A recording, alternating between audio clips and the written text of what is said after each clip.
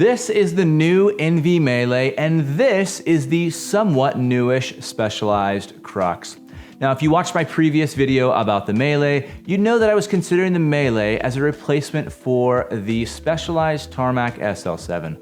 But maybe I've been thinking about it all wrong. Maybe the Melee is in fact a replacement for the Crux. Believe it or not, I'm still on the hunt for the one bike solution, the do-it-all bike.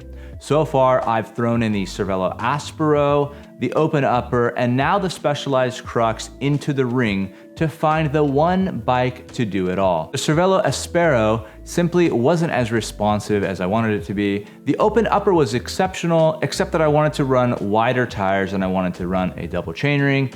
And the specialized Crux has by far been the best do-it-all bike that I could have ever dreamt up.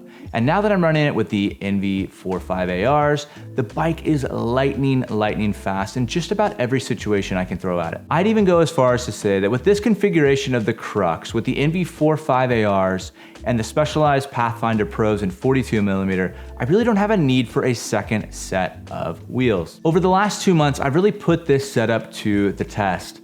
I spent a ton of time in Utah, I did a ton of climbs on the road around there, I've done a ton of fast group rides, and I also did Grodio, all with one wheel set and one set of tires. Now you throw the ENVE Melee into the ring with its max stated tire clearance of 35mm, knowing that there's a good possibility that you could squeeze a 38mm tire out of there. And if you're like me and you like to ride a ton of road and light gravel, this could be a very viable do-it-all bike option. There are inevitably some limitations that you're going to have to be aware of. And I think that starts by taking a look at the geometry chart of the Melee as well as the Crux.